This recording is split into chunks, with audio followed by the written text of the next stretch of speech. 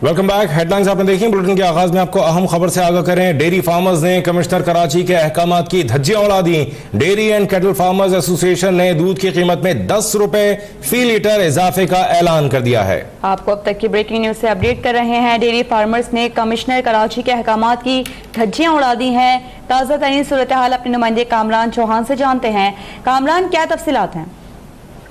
जी बिल्कुल, dairy farmers ने commissioner Karachi के अहकामात को हवा में उड़ दिया है। Dairy and cattle farmers association ने दूध की होलसेल की कीमत में 10 रुपए फी लीटर का इजाफा कर दिया है, जिसके बाद दूध की होलसेल कीमत जो है वो 85 रुपए से बढ़कर 95 रुपए हो गई है।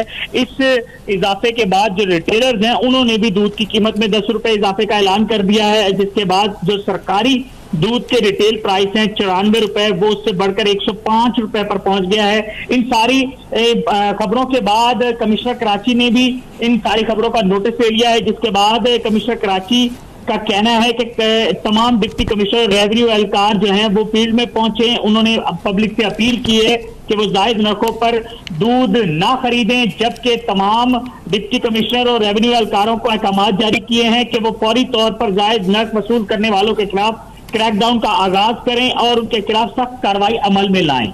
जी बहुत शुक्रिया कामरान, आपने हमें अपडेट किया।